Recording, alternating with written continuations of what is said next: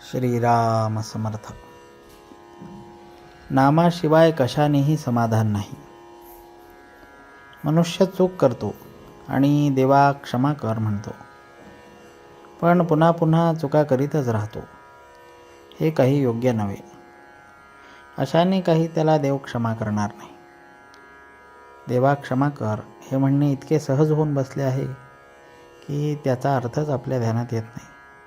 तो जर ध्यानात येत असता तर मनुष्य त्या चुका पुन्हा पुन्हा न करता.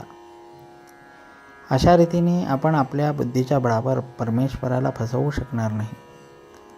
बुद्धीच्या जोरावर जर आपण माणसालाही फसवू शकत नाही तर परमेश्वर कसा फसेल? आपण आपल्या बुद्धीच्या जोरावर परमेश्वराची प्राप्ती करून घेऊ असे म्हणणे कदापिही योग्य होणार नाही.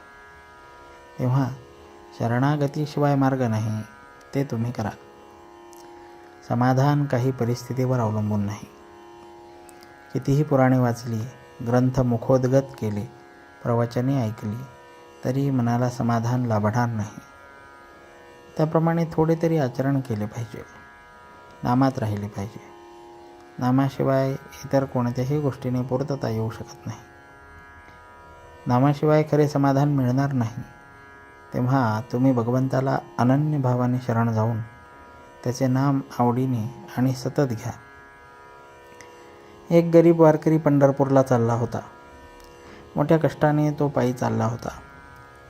वाटेत एक रेल्वेचे फाटक लागले. ते बंद होते म्हणून तो थांबला. इतक्यात तिथे एक मोटार येऊन उभी राहिली. आत एक मोठा श्रीमंत माणूस बसला होता. तोही पंढरपूरला चालला होता. वारकऱ्याच्या मनात आले, देवा, तुझी एवढी निस्सीम भक्ती मी करतो, परंतु माझी ही दशा आणि हा लबाड व्यापारी, याला मात्र तू सर्व ऐश्वर्य देऊन आरामात पंढरपूरची यात्रा घडवतोस. काय तुझा हा न्याय?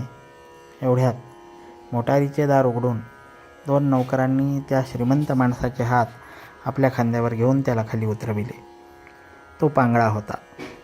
वारकऱ्यांनी विचार केला, पांगळा होऊन आरामात पंढरपूरला जाण्यापेक्षा गरिबीत पायी जाणे बरे.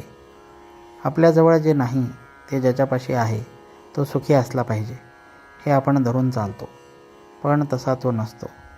त्याचे दुःख आपल्याला माहीत नसते आणि तो स्वतःला जर सुखी समजत असेल तर तो दारूच्या मदाप्रमाणे मद समजावा.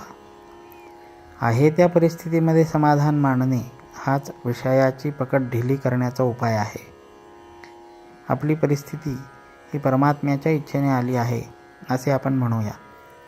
असे जर आपण केले तर दुःखाचा आणि सुखाचा आवेग कमी होईल.